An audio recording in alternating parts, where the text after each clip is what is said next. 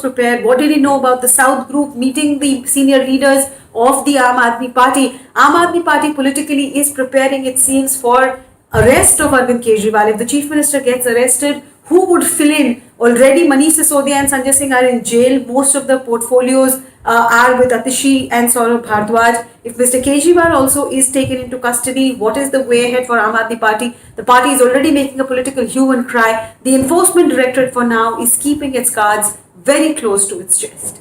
The Enforcement Directorate's countdown for Arvind Kejriwal has begun. The Enforcement Directorate wants to question Arvind Kejriwal in the Delhi excise policy scam. November 22nd, post 11 a.m. is the time that has been given. But will he, won't he? That suspense remains. Now, Arvind Kejriwal is scheduled to be in Madhya Pradesh's Singrauli to address an election rally. And he could be accompanied by Bhagwant Mann, the Chief Minister of Punjab. The current schedule, as we have been told by sources, is that Bhagwant Mann is arriving in Delhi tomorrow morning, and as per the schedule, Arvind Kejriwal and Bhagwant Mann are to take a flight to Varanasi and from there onwards to Singrauli. And that is what they have informed the Enforcement Directorate, that because this is a pre-scheduled election engagement, elections are due in Madhya Pradesh on the 17th, they are campaigning for their party, both the Chief Ministers of Delhi and Punjab, and there are a lot of people who will be waiting to hear them. So on that ground, on the ground of electioneering, Arvind Kejriwal has sought more time from ED, but whether he will be given more time, whether fresh summons will be issued to him, that suspense remains.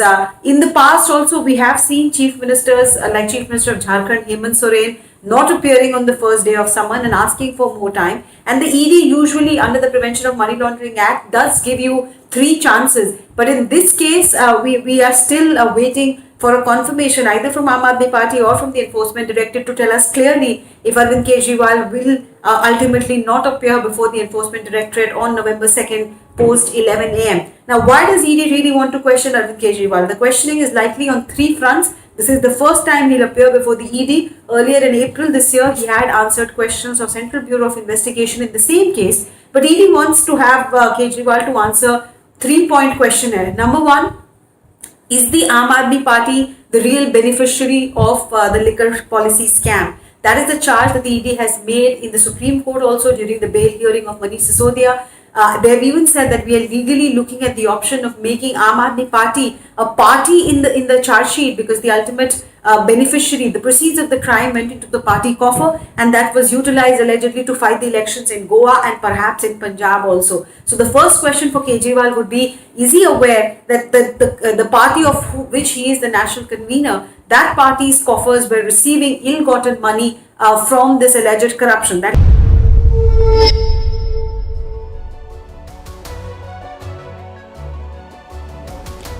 Hello, Namaskar. This is First Post and you're watching Vantage with me, Palki Sharma.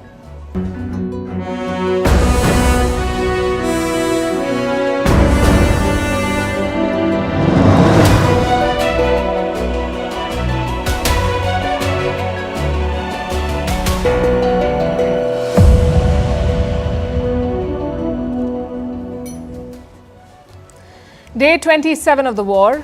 The US President is calling for a humanitarian pause. The Israeli army is striking harder and from all directions.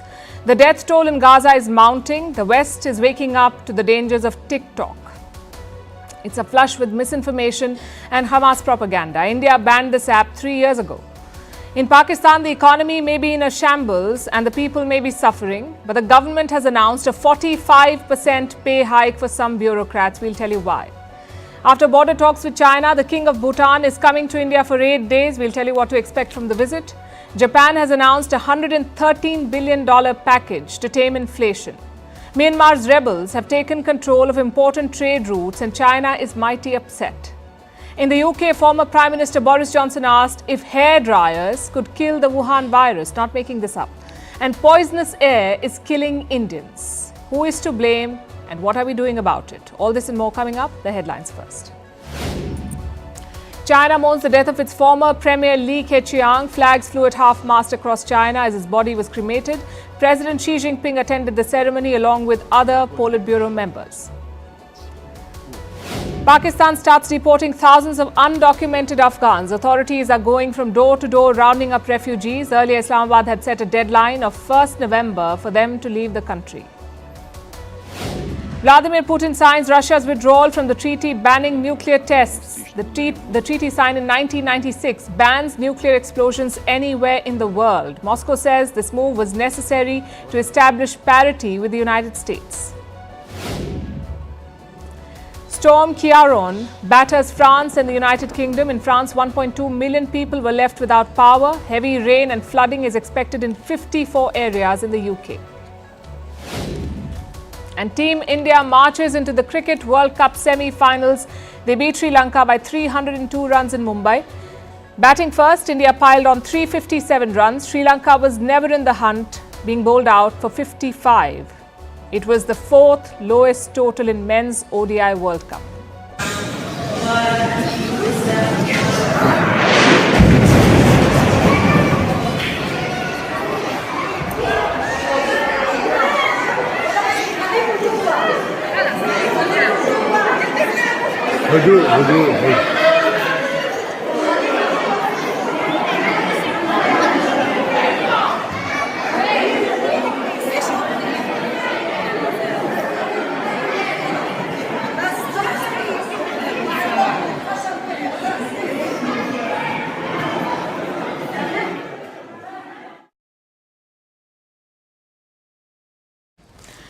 That was a slice of life in Gaza. Any moment, a missile can strike. The pictures you saw are from a church. A service was on. That's when an Israeli missile struck outside. Those worshippers were the ones who survived, but the others have not been so lucky.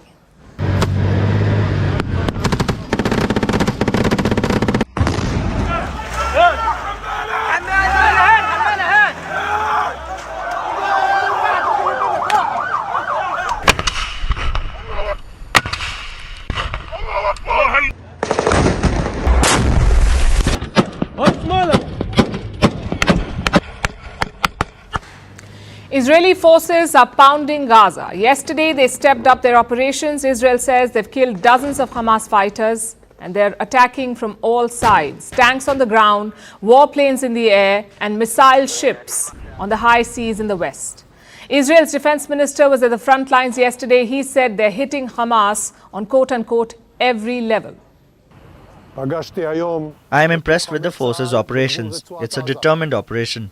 Decisive, strong, combined operation between the ground forces in the air with supporting fire from the sea, from the air. I want to convey my great appreciation for the performance of our forces. These are very important achievements in the field. We're hitting terrorists at every level. With each passing day, Israel is expanding operations. Let me tell you how. The ground offensive began on the 28th of October. Israeli forces entered Gaza from the north. Now they're coming in from all sides. They've used 4 entry points in the north and at least 2 in the east. And what kind of resources have they deployed? Israel is obviously keeping the numbers under wraps, but it's clear that they've deployed serious firepower here. There are armored vehicles and tanks with hundreds of soldiers. They're conducting door-to-door operations and getting cover from tanks and warplanes.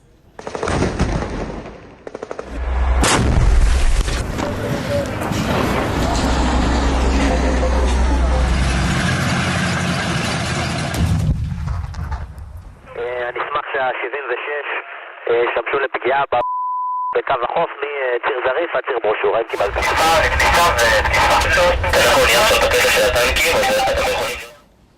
Since the beginning of this war, Israel has hit some 11,000 targets in Gaza. 11,000 targets. But what is their goal? To destroy Hamas. That's what Prime Minister Benjamin Netanyahu said. But this success on the battlefield is coming at a hefty price. Civilian casualties in Gaza have crossed 10,000 according to some estimates, and the numbers are making Israel's allies uncomfortable, like the United States. Initially, President Biden backed Israel to the hilt, but now he seems to be wavering. Yesterday in Minnesota, Biden called for a humanitarian pause. What does that mean? It's not a ceasefire. It's a pause to pull hostages out. And he used the word prisoners for them. Now, the hostage situation is quite complicated. So far, Israel has not been able to spell out a plan as to how they will secure their release. Israeli forces are pushing deeper into Gaza. They're making advances, but that's not translating into the release of hostages. It's a distressing time for their families. Today, Israel had an update. The IDF is now reporting a higher number of hostages. So far, 242 families of 242 hostages have been notified. I repeat, 242 hostages. We are committed to the national task to return them all home.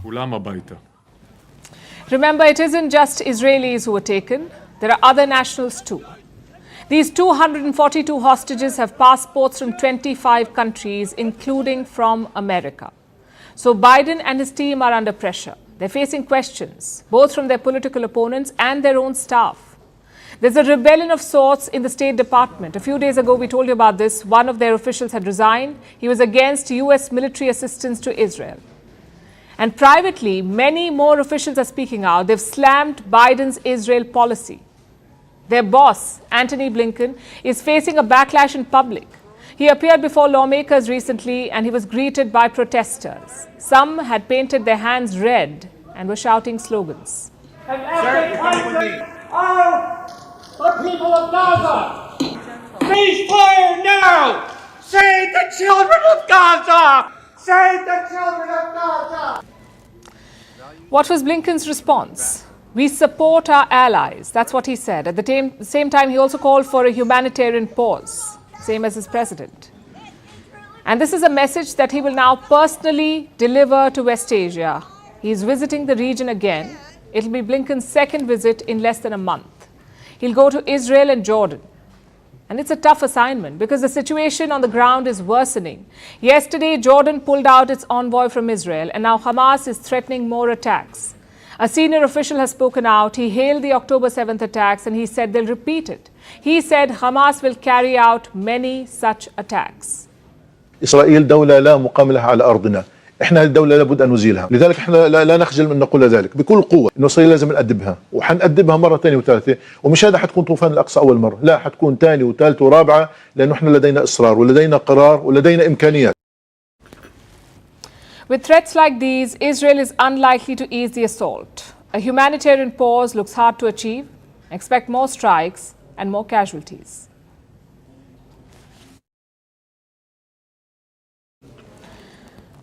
We know wars are bad, but do you know what's making them worse? Propaganda on social media. We have fake news, fake videos, fake claims, all sorts of things aimed at spreading false narratives. And one app seems to be worse than others. That's TikTok. It's banned here in India, but elsewhere it's on a rampage and not the good kind. Disinformation and pro-Hamas propaganda are spreading on TikTok. People who use the app say one thing. It's clearly pro-Palestine. I have some numbers for you. The pro-Israel hashtag on TikTok has 37.5 billion views. The pro-Palestine one has around 43 billion. That's 14% more. Now you may be wondering, why is that a problem? After all, what's wrong in supporting Palestine? I'll tell you what's wrong. The content is often problematic. Some of it is simply fake. Like this video, take a look.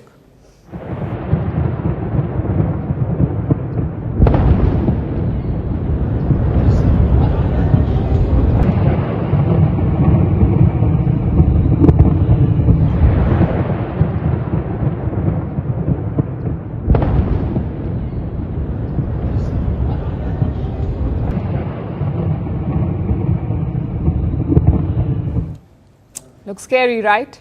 Except it's fake. This video is from Algiers. It shows the city celebrating a football victory. And that's just one example. There are hundreds of fake videos on TikTok.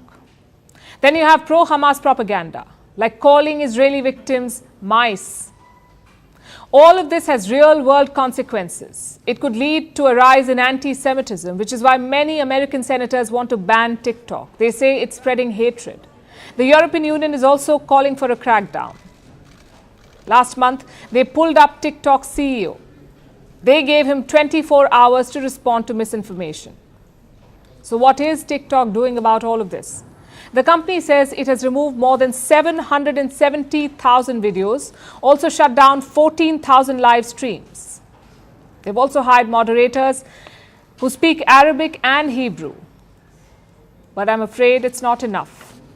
Around 1 billion people use TikTok every month. More than 30 million videos are posted every day. It's impossible to moderate all of it. So what is the solution? To identify why it's happening. And one reason is the algorithm. It is designed to plunge you deeper into echo chambers, into seeing what you want to see. Assume you have seen 4 or 5 pro-Hamas videos. Chances are your timeline will be flooded with them. And this is true for all social media companies. So change that first, change that algorithm. And second, rebuild trust in traditional media, especially among the youth. There is a perception that legacy media is biased, that it does not show the truth about Israel and Palestine. So where do young people go? On TikTok, where there is no fact-checking, no content moderation, and no editorial discretion. The West has finally realized that this is a problem, but India realized it long back. In 2020, the government of India banned TikTok.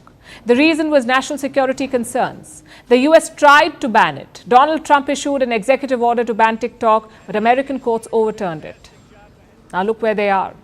Young Americans are falling for Hamas propaganda, and TikTok is one reason for it. Let me show you what a recent Harvard poll found. Around 83% Americans agree that Hamas killed 1,200 Israelis, that they shot, raped, and beheaded people. 83% Americans agree. Now look at the 18 to 24-year-olds. Among them, only 68% agree. What does that mean? 1 in 3 American youth do not believe that Hamas shot, raped, and beheaded people. They think it's fake news. Now, we can't be sure, but chances are social media influenced a lot of them, because around 70% of all American youth use TikTok. 16% of them use it all the time. Maybe they saw fake videos of attacks on Gaza or some pro-Hamas propaganda. Whatever the reason, this is the result. The West only has themselves to blame for this. Just look at all the red flags around TikTok, developed in China, accused of propaganda, links to the Chinese regime. So pro-Hamas propaganda is not off-brand for TikTok. It's pretty much on point. Yet, Western governments did nothing. Most of them banned TikTok from government phones. But in hindsight, their focus was wrong. It should have been on teens and their phones. Vantage continues after a short break.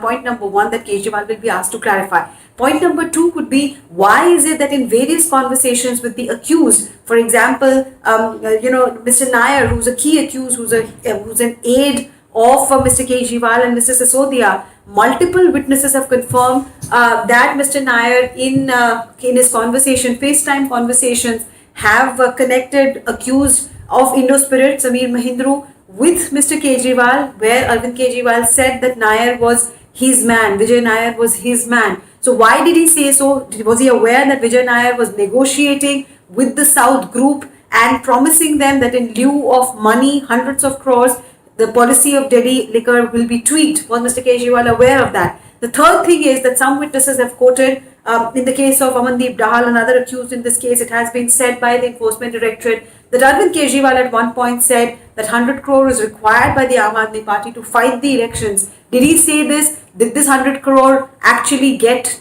to the party coffers via the liquor policy change route? So these are questions that the ED's investigating officer wants Mr. Kejriwal to answer. There are fresh leads that have emerged from questioning of Aam Aadmi Party's Rajya Sabha MP Sanjay Singh and his aides also. Plus Arvind Kejriwal's own close, aides like Biplab, like Jasmine Shah, they have been questioned, and there are leads that ED has received from there as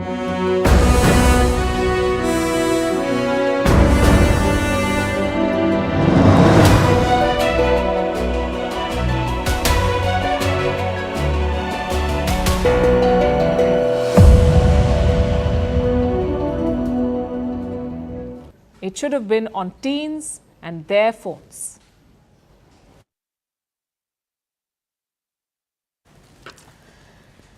And speaking of misplaced priorities, Pakistan is handing out bumper hikes. Not for everyone though, only for top bureaucrats in management positions. They've been given a 45% hike. I'll repeat that for you. A 45% hike for top Pakistani bureaucrats. I know you have questions. Like, who are these valuable officials? What do they bring to the table? And can Pakistan afford it? A 45% hike, can they afford it? Well, these bureaucrats belong to a special class. They're not career civil servants. They come from the private sector. It was Islamabad's grand idea, use the private sector talent to turn the country around. And did it work? I think the IMF bailouts answer that question. Why then are they getting hikes? Well, the argument goes like this. People earn a lot more money in the private sector, so unless you offer them big paychecks, they will not shift. They will not come to work for the government. Also, the last salary revision was in 2017, so many officials say it was about time. But here's our question. Could this not have waited? Let's look at Pakistan's per capita income over the years. In 2021, it was $1,600. In 2022, it was $1,700. And this year, in 2023, it has fallen to $1,500. So Pakistanis are now earning less, plus things are getting more expensive. Pakistan's overall inflation is around 27%. Food prices are up more than 30% inflation. So simply put, life is very hard in Pakistan. The World Bank sounded an alarm last month. It said 40% of Pakistanis are now poor. 40% of Pakistan's population is now poor. More than 12 million people slipped into poverty this year. So I repeat my question. Was it really the time to announce a salary hike, and that to a 45%? And look at who is doing all of this. A caretaker prime minister. I don't know which dictionary Pakistan uses, but this doesn't sound like caretaking at all. Pakistan's law is very clear about it. The caretaker's job is to keep the government ticking, to look after day-to-day affairs. But the current one, Anwarul Haq Kakar, has gone beyond that, much beyond that. For starters, he spoke at the United Nations General Assembly. It's a speech reserved for heads of state or heads of government. But for Pakistan, the caretaker delivered that speech. He also traveled to China for the Belt and Road Summit. And now he's increasing the salary of bureaucrats. I'll tell you why this is important. Pakistan has just announced its general election dates. Voting will be held on February 11th next year, 2024, February 11, which means the caretaker government will remain in charge until then. It took charge in the month of August. So if you do the math, that's around 6 months. The International Monetary Fund could object to that. Their team landed in Pakistan today. Their job is to review Pakistan's checklist. You see, Islamabad is asking for a $3 billion bailout.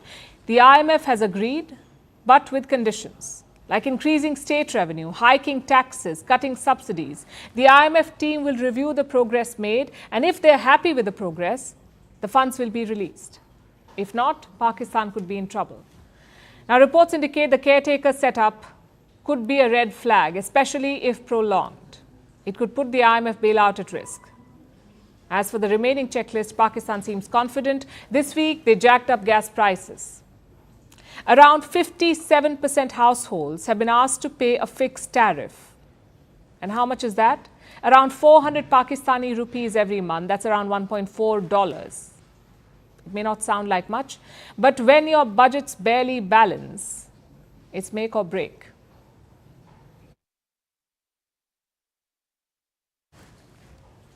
Now let's talk about another Indian neighbor, and that is Bhutan. It's an important partner for New Delhi, but recently it appears there has been a shift. Bhutan is deepening ties with China.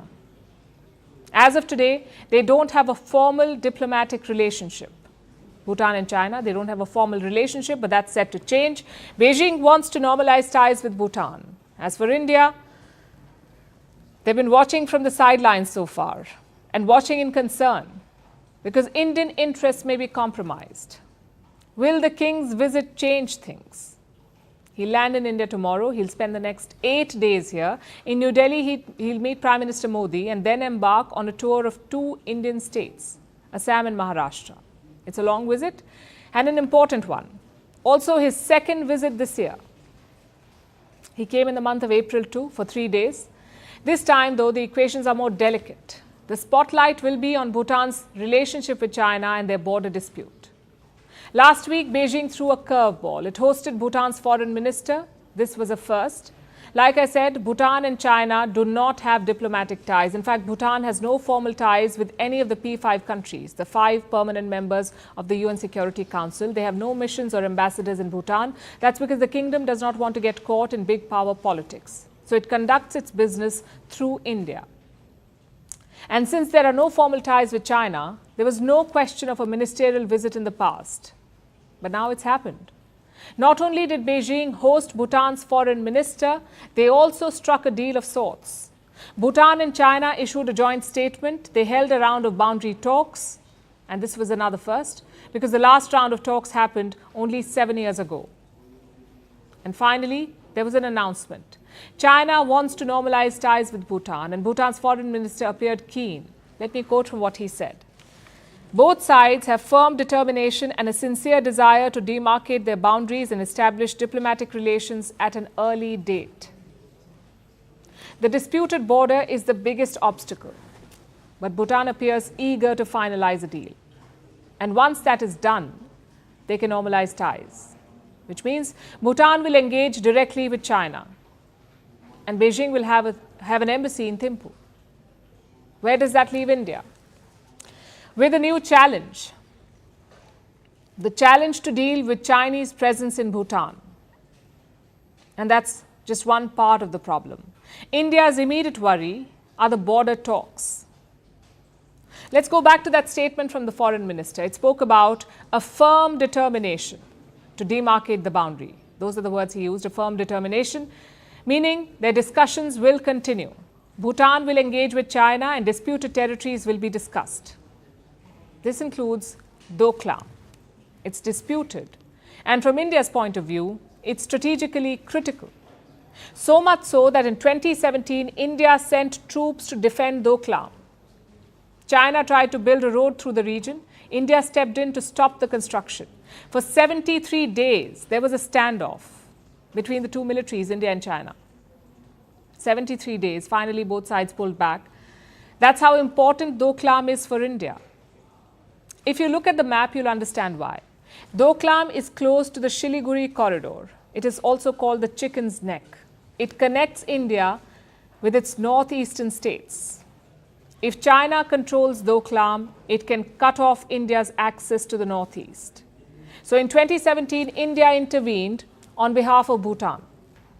But India's own interest was also at play. It wanted to keep China away from the Siliguri corridor. In the process, also protecting Bhutan's territorial integrity. And Indian negotiators were successful. But 6 years later, the situation has changed. Bhutan is talking directly with China and India is not at the table, perhaps not even in the room. In 2021, there was a meeting. Chinese and Bhutanese officials met. They agreed on a 3-step roadmap to resolve the border. In August this year, China and Bhutan held delimitation talks. So they're meeting regularly. But does that mean Bhutan is ignoring India's concerns?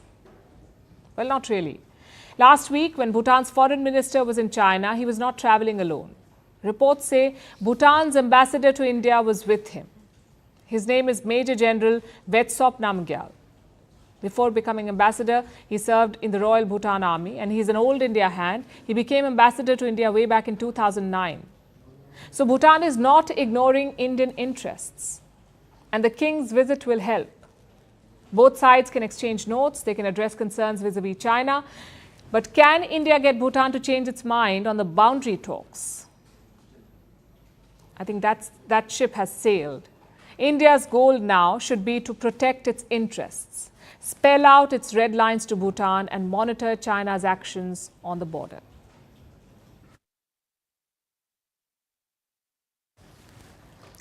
To Japan now, where a new attempt is being made to give CPR to the ailing economy. Last week, we told you how Germany's GDP is poised to overtake Japan's. Well, it seems that Japan is not giving up without a fight. Today, their Prime Minister made an announcement. His name is Fumio Kishida. He announced an economic stimulus package, a package worth $113 billion. Yes, billion. The amount in Japanese yen sounds even more dramatic. It's worth 17 trillion yen. Where is all this money going? To fight inflation. The cost of living crisis is hurting Japanese citizens. Essentials like food are too expensive, so Kishida plans to cut taxes and give cash handouts to the poor. Critics say these are all temporary measures and that Kishida is only doing this to boost his flagging popularity. Because Japan is going to polls next year and Kishida desperately needs an image boost. So will the stimulus package help? Here's our report. The total scale of the economic package is expected to be around 17 trillion yen. That was Japanese Prime Minister Fumio Kishida from earlier today. He unveiled his grand economic stimulus package worth a whopping $113 billion. The aim is to crack down on inflation. Japanese inflation has been high for months, by Japanese standards anyway. It stood at about 3% in September. Their central bank's target is 2%. So this is high, and it has been high since early last year. Now 2 and 3% may not sound like much to many from around the world, but that number doesn't show the full picture. Food inflation was much higher at about 9%, and that's hurting the Japanese people, especially those who aren't well off, which is why Kishida has brought out the stimulus package. Regardless of whether the person has dependents or not, we would like to cut income and resident taxes by a fixed amount of 40,000 yen per person. This will cost about 3.5 trillion yen for about 90 million eligible people. He's cutting taxes by about $266 per person. The cuts alone are worth about $23.28 billion. He's also planning wage hikes next year. All these measures will add up to about $113 billion in government spending. Kishida plans to use this stimulus package to revive the economy and possibly his image. The approval ratings for Kishida's cabinet are at a dismal 33%, the lowest since he took office in 2021. So the stimulus could raise his fortunes, but some Japanese people remain skeptical. In the end, I think it is an election campaign measure. It is not enough to do such a thing just for this year, but it is also necessary to continue to look at the long term and make policies with a long-term perspective. She spoke about a long-term solution to Japan's economic woes, which is a tough ask. The country has been in decline for decades. Today, the problem is inflation, but for years before this, it was the opposite. Deflation had been plaguing Japan since the 1990s, since the end of the country's golden period of economic growth. Here's a quick look at Japan's decline. Up till the 80s, Japan grew rapidly. In 1989, more than 30 of the world's top 50 companies were Japanese. It was an era of wealth for Japan, but it wasn't sustainable. The growth was driven by cheap bank loans and a lack of bank oversight, among other things. It's what economists call a bubble, and that bubble burst in the 1990s, leading to almost 3 decades of deflation and economic stagnation. They're sometimes even called Japan's lost decades. Tokyo has been trying to change this for years, but a range of problems keeps the country from succeeding. Chief among them is Japan's aging population. As the country keeps aging, its workforce keeps getting less productive. Older people also tend to save more money than brash 20-somethings. And if people don't spend money, then prices will eventually go down, which is what led to deflation in Japan. There simply wasn't enough money being spent. As economic activity dried up, so did wages. And that again led to tighter purse strings. It's a vicious cycle that Japan was trapped in until 2019. Japan was finally showing signs of economic recovery in 2018. But along came the Wuhan virus, followed by the war in Ukraine. Both have been disastrous for Japan. They turned the situation even worse. Wages and economic activity were still low, but the disasters brought inflation to Japan. So now, Japan has low wages, falling economic output, and rising prices. The perfect storm which is battering the East Asian nation. Kishida's stimulus package today was much needed, but it's a temporary measure. It doesn't address the long-term issues plaguing Japan. Until the Japanese government finds a way towards sustainable growth, the legacy of the lost decades will continue to haunt the aging island.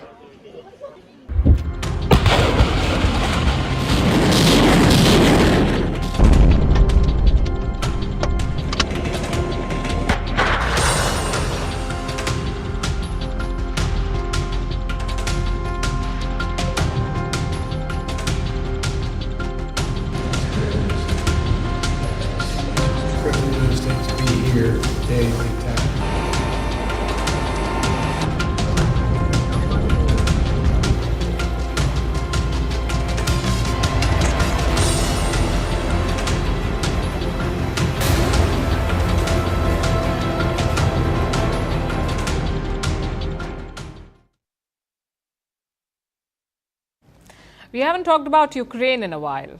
Doesn't mean things are better there. It means people are just tired. Not my words. I'm quoting Western leaders on the Ukraine war. And there is something called war fatigue. It sets in after a long period of fighting. And today is day 617 of the Russia-Ukraine war. So I guess long sums it up. But how are things on the battlefield? Russia has recently stepped up attacks. They shelled more than 100 settlements on Wednesday. It was the highest in 2023, the highest this year. Russia also fired around 20 missiles at Ukraine. Kiev says 18 of them were shot down, but an oil refinery in Kremenchuk was hit. That's the big fear for Ukraine. The notorious Russian winter is almost here. Pretty soon, the front lines will be frozen. It's the second winter of this war. Last time, Russia struck Ukraine's power grids during the winter. So Kiev is expecting a repeat. As for the ground attacks, do not expect much. Russian winters are the worst for fighting. Movement is slow, visibility is low, soldier morale is low, and supply lines are often overburdened. So what is Ukraine's plan? Well, right now it's not clear. Kiev began its much-hyped counteroffensive in the month of June, but the consensus is it has failed. Their soldiers are stuck in an eastern industrial city. It's called Avdiivka. And reports say Russia plans to encircle them. So the big bet has not paid off. Ukraine has not broken through Russian lines. But President Volodymyr Zelensky is not giving up. He says, don't expect instant success. The modern world is set up in such a way that it becomes accustomed to success too quickly. When the full-scale aggression began, many in the world did not think Ukraine would endure. The colossal things done by our people, by our soldiers, are now taken for granted. Ukraine's success in the battle for the Black Sea is something that will be in the history books, although it is not so often discussed now. Well, he's got a point there. Ukraine did launch some daring attacks. In September, they hit the headquarters of Russia's Black Sea Fleet. Kiev said a Russian admiral was killed. They also sent drones into Moscow. But those were freak attacks. On the front lines, Ukraine has not made a dent. Even their generals admit this. One of them says the counteroffensive has reached a stalemate, meaning neither side is making progress. The general also says new technology is needed to break that stalemate. And by new technology, he means weapons. Russia, though, disagrees. Нет, он не зашел в тупик. Россия последовательно продолжает проведение специальной военной операции. Все цели, которые ставились, должны быть выполнены. А киевскому режиму, собственно, уже давно нужно было понять, что даже говорить о каких-то перспективах победы киевского режима на поле боя, это абсурдно. Это абсурдно. Чем раньше киевский режим для себя это... Reports say Russia is buying time, bringing in more soldiers, deploying more weapons, basically lying in wait. But for Ukraine, new weapons won't magically appear. The West will have to give them to Ukraine. Joe Biden has proposed a massive package. It's worth around $106 billion. Just one problem, though. The Republicans don't agree. You see, Biden's package is not just for Ukraine. It's a combined aid package for Israel and Ukraine. But the Republicans say no. They're open to funding Israel, but they're not keen on more aid for Ukraine. Same in Europe. Italian Prime Minister Giorgia Meloni says there is a lot of tiredness over the war. She didn't mean to say it though. Meloni's office was tricked by Russian comedians. They posed as an African leader on the phone, and the Italian Prime Minister spilled everything. She said the counteroffensive is not going to plan. She also said this conflict will last for years if there isn't a solution. So Meloni wants a way out. Now, prank call or not, that's dangerous for Ukraine. If their allies lose interest, they cannot sustain this war. So Ukraine's foreign minister is touring Europe. He made an appeal for weapons. I will raise with my fellow colleagues the point that among many policies that the European Union is implementing, we need a new, strong, consolidated policy, EU policy on cooperation of defense industries of EU countries and candidate countries, because we see that in order to defend itself, in order to resolve conflicts and deter aggressions in Europe, efforts in the area of defense industry need to be stepped up. So the US aid tap is almost shut. Europe is losing interest, the Russian winter is coming, and the world is focused on Israel and Gaza. It's not ideal for Zelensky, and his general was right about one thing. Ukraine needs something big, a weapon or a strategy that can break this war apart.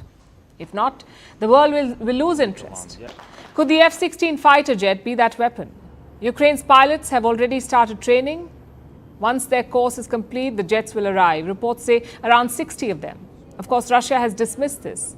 They say the jets won't last 20 days. I would like to point out that 37 aircraft is almost twice the number of F-16s that are guaranteed to be delivered to Ukraine. In other words, with this kind of performance of our air defense systems, it is worth about 20 days of work.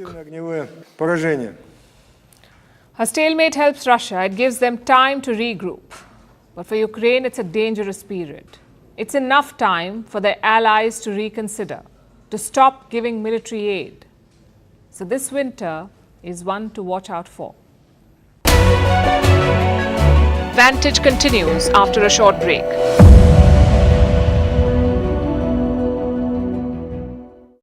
I do want to know from Mr. Kejriwal as to what all did he know about the way this policy was formulated, being tweaked. What did he know about the way the cabinet note was prepared? What did he know about the South group meeting the senior leaders of the Aam Aadmi Party? Aam Aadmi Party politically is preparing, it seems, for arrest of Arvind Kejriwal. If the chief minister gets arrested, who would fill in? Already Manish Sisodia and Sanjay Singh are in jail. Most of the portfolios are with Atishi and Saurabh Bhardwaj. If Mr. Kejriwal also is taken into custody, what is the way ahead for Aam Aadmi Party? The party is already making a political hue and cry. The Enforcement Directorate for now is keeping its cards very close to its chest.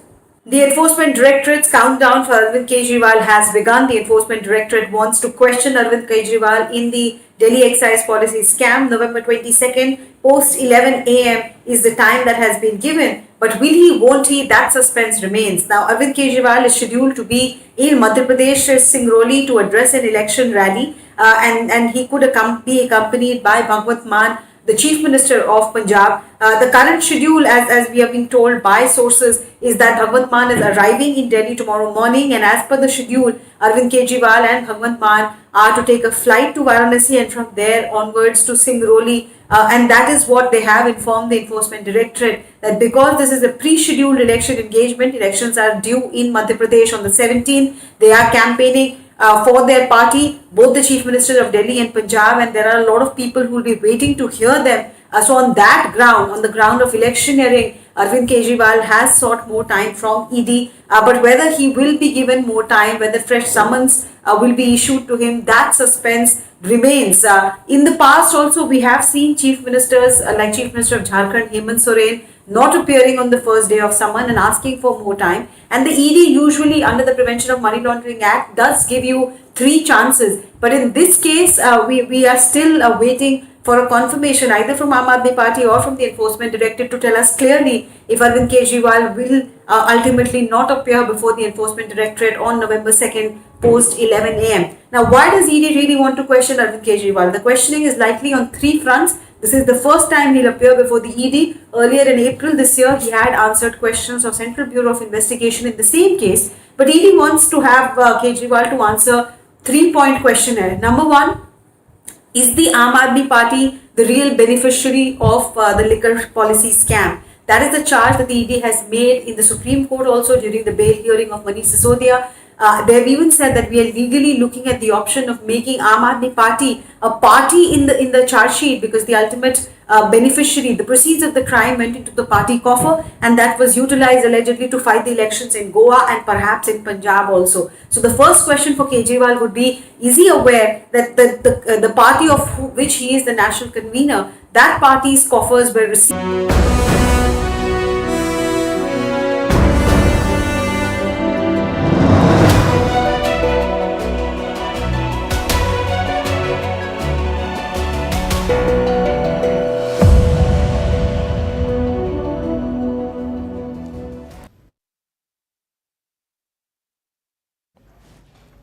Now let's look at what's happening in Southeast Asia. Myanmar is at war with itself once again, but this time the fire could end up burning China. You see, rebels in the jungles of North Myanmar are up in arms. Literally. 3 major groups have joined forces. They're calling themselves the Brotherhood Alliance. This alliance is about 15,000 fighters, and they've trained their guns on Myanmar's ruling military junta. The groups have fought the junta for years, but this new attack seems to be meeting with success. It began last Friday. The Brotherhood Alliance confronted the military. It happened in Myanmar's Shan state. It's a region that borders China. The rebel alliance besieged military bases in Shan. Take a look at these videos. They've been released by the rebels. They purportedly show them gaining ground. And this is the latest video. It shows that the rebels in fact, with weapons and a military vehicle captured from the junta forces. The video was allegedly shot at an abandoned military base. Reports say some soldiers are fleeing, others are surrendering in the face of the rebel offensive. And the rebel alliance is capturing land, swathes of territory in northern Myanmar. In the Shan state, they claim to have taken 4 major towns, including a strategic trading hub near the Chinese border. It's called Chin Shui Hao. Myanmar's ruling junta has confirmed this. They've confirmed that they lost this vital city. And this has got China extremely worried. China is paying close attention to the conflict situation in northern Myanmar and urges all parties to immediately cease fire and stop fighting, persist in resolving differences through peaceful means using dialogue and consultation, avoid escalation of the situation, and take practical and effective measures to ensure the security and stability of the China-Myanmar border. But why is China so worked up? Because of the location of the captured town. It lies on a major China-Myanmar trade route, the Chin Shui Hao. For perspective, let me give you some data. Between April and September this year, over a quarter of the trade between China and Myanmar went through this route. Total border trade between the two countries is about $1.8 billion, so about $500 million passed through this town alone. And now the rebels control it. So trade will take a hit. And that's not all. China's future plans are also at stake here, especially their Belt and Road projects in Myanmar.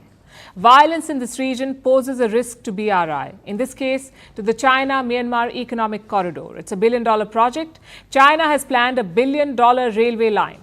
It will connect China with these cities in Myanmar. Now look at the route. It would allow China to reach the Bay of Bengal by rail. So you can see why the project is lucrative. But now it's at risk. The rebel offensive threatens to derail China's plans. On Tuesday, China's public security minister met with Myanmar's junta chief. Beijing wants to stop the fighting and secure its railway. And this has been the concern for years. China has served as a mediator in the past as well. Earlier this year, it tried to get various rebel groups to agree to a ceasefire. But it seems that did not work. So what's next? Beijing has invested billions in the region. It has supported Myanmar's junta since it took power in 2021 with trade, weapons, and whatever else they needed. It's almost a master puppet relationship. Considering this, China won't let the rebel alliance beat Myanmar's junta.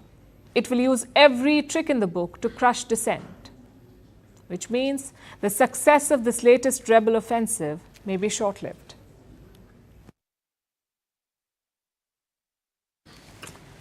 I'll start our next story with a question. Do you remember the Wuhan virus pandemic? 3 years of lockdowns, deaths, vaccines, restrictions, and relentless paranoia. While the world was busy trying to keep themselves safe, some world leaders were busy making ridiculous comments. Leaders like Boris Johnson. He was the Prime Minister of the UK then, and he severely botched up the pandemic response of his country. But that wasn't even his concern. Boris Johnson was busy figuring out, and listen to this, if you could kill the virus by blowing a hairdryer up your nose. I'm not making this up. He asked this question and other ridiculous ones. He also called the virus nature's way of dealing with old people. Our next report tells you more. 227,000 people. That's how many people died from the Wuhan virus in the UK. In the first and second waves, it had the highest death toll per person. The healthcare system was overwhelmed.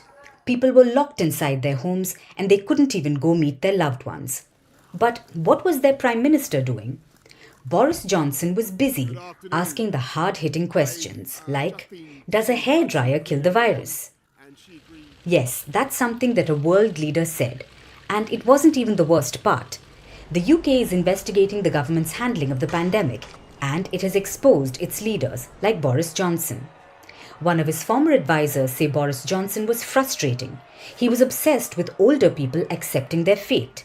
He wanted to keep the economy going, and he wanted to protect the young. But in the case of the old, he was okay with letting them die.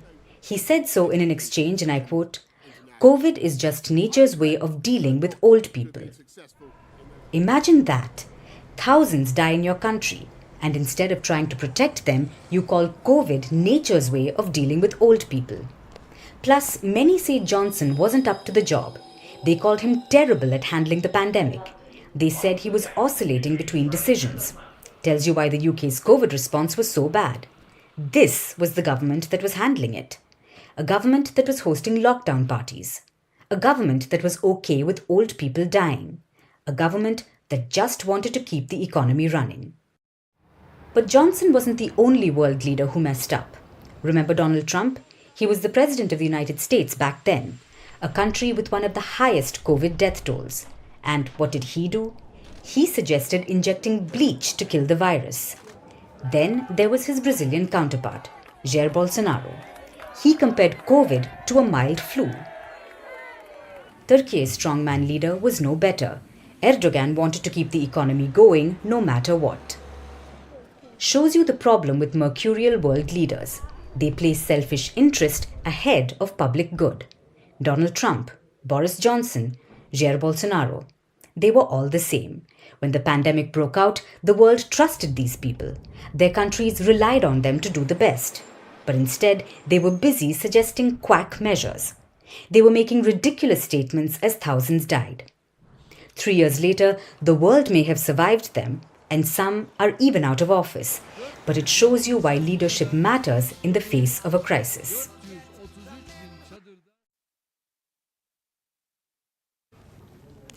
Few things have gripped human imagination like aliens. Who isn't enthusiastic about a good mystery in the sky? Some flying saucers to green aliens with supercharged tech. The UFO mania is real. Every month, the US government receives dozens of reports of UFO sightings. UFO is unidentified flying object. But no one knows what comes out of these reports. Apocalyptic dystopian movies take a wild guess every so often, but the US government remains secretive.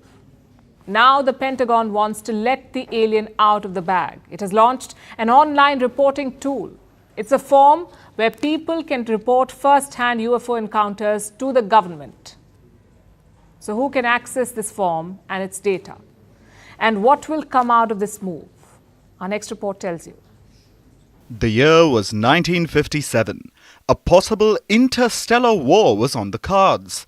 At least if you believe the story Milton Torres told the world. He was an American fighter pilot stationed in England when he was suddenly ordered to get into the air. He was asked to shoot down something bizarre, an unidentified flying object or UFO. Torres pursued the target, which appeared motionless every few seconds before zooming about. When Torres finally locked in and was all set to fire at the object, it vanished from radar screens. This supposed alien blip made headlines everywhere. This incident gripped media attention the world over, and that's how it began, the alien mania. Since then, each new incident has sparked a new wave of fascination. After all, who doesn't like a good mystery in the skies? The US government receives dozens of reports on UFOs each month. So far this year, they've received over 270 reports. More reports are expected in the future, so the Pentagon just made the process smoother. It has launched an online reporting tool. It's basically an online form on the website of the Defense Department, the blandly named All Domain Anomaly Resolution Office. People can find the form here and report encounters with UFOs. This information will be shared by the government. Who can report the sightings? For now, only former and current government employees, including service members and contractors. The form is not available for the general public, but the Pentagon is working on it. What kind of sightings will be reported? These have to be first-hand encounters, something like this. This happened in 2015. It was reported by the US Navy. Here, an object is shown moving at immense speed. It was thought to be a UFO. Later, the Pentagon clarified that it wasn't. Here's another video. It shows an object turning or spinning. Again, it was thought to be a UFO, but to the dismay of many, it wasn't. Experts say most UFO sightings are either drones used by foreign spies or airborne trash. Even so, the launch of this form is an inclusive first step. But don't be mistaken, the Pentagon's inclusive effort is not out of the goodness of its heart. It's because the US government is under pressure. It has come under fire from lawmakers over delays to create a hotline to make information sharing simpler. Even more heat has come from UFO enthusiasts, who had no easy way to tell the government about supposed alien sightings. They also resent the government over its lack of transparency. For decades, America has been accused of keeping information on alien mysteries a secret, like the rumored secret government facility that supposedly holds aliens and their spacecraft. It's called Area 51. It's a highly classified United States Air Force facility. So far, this is just a conspiracy theory, but enough to pack movie halls with anxious, alien-obsessed fans. So now, the Pentagon wants to be more transparent. Many aren't sure if this will lead to any conclusive proof of life outside our planet, but for most, this is an exciting first step. A beacon of hope that if someday there is a strange sight in the sky, it will be more than a classified US document.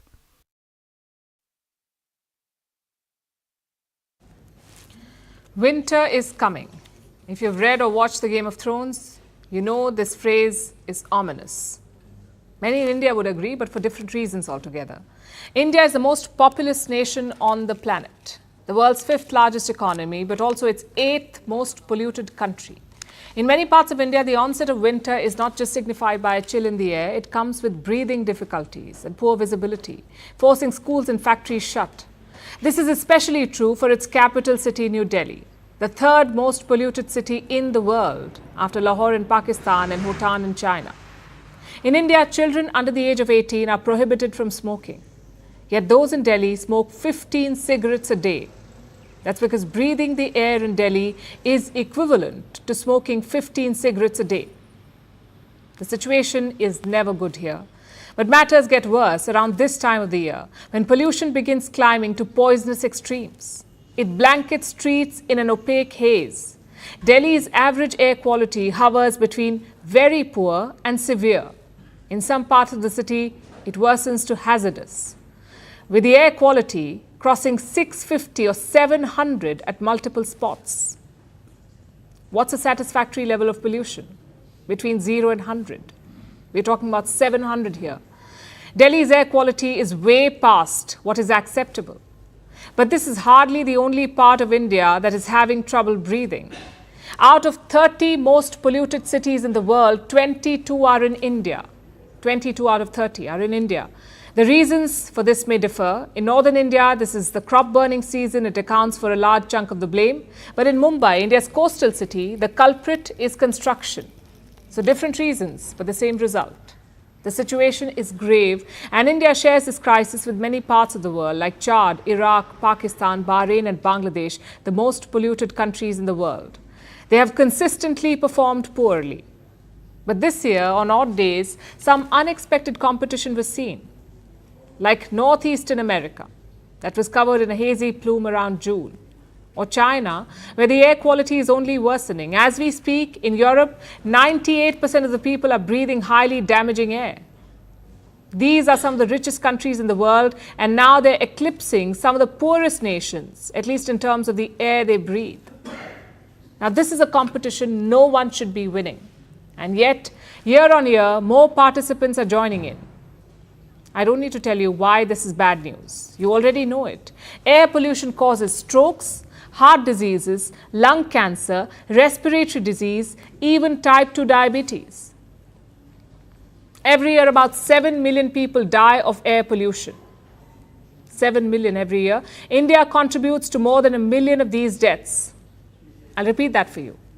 More than 1 million Indians are dying year on year because of the air they breathe. In fact, in 2019, air pollution killed more Indians than any other risk factor. In what world is this okay? It's the same story every year. Autumn comes and India's north swiftly turns into a gas chamber, welcoming a long line of health problems and even deaths.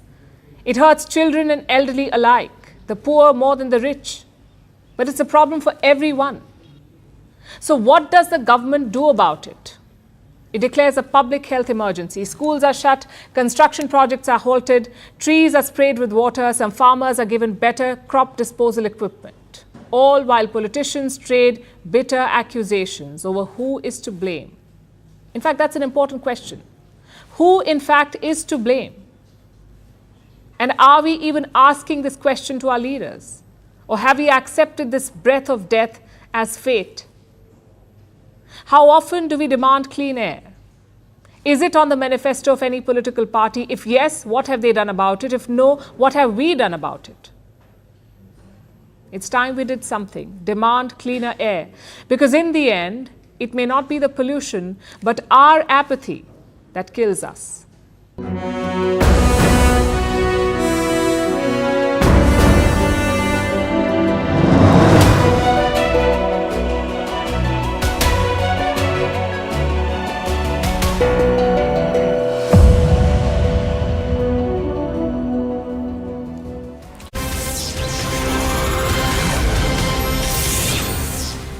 A very warm welcome. You're watching CNN News 18, and with that, let's all bring you the latest as far as the Mahua Moitra case is concerned. Today, now, as far as the latest concern, as Mahua Moitra's case has only been escalating. The TMC MP Mahua Moitra faced ethics panel today. This was in connection with the cash for query row. Dramatic visuals have emerged from the ethics panel committee meeting when Mahua Moitra, along with other opposition MPs, stormed out of ethics panel meeting today. And during her walkout, Mahua told media that ethics panel is asking shameful and scripted questions to a female member of parliament. Meanwhile, the ethics panel sources have told CNN News 18 that during the meeting, Mahua pleaded not guilty in her deposition. Sources also said that Mahua very aggressively remained firm on her stand that she has not violated any rules of the parliament. She was reportedly asked to calm down by members and reminded that she has been summoned because of a complaint that has been received against her after her dramatic exit. BJP MP and complainant Nishikant Dubey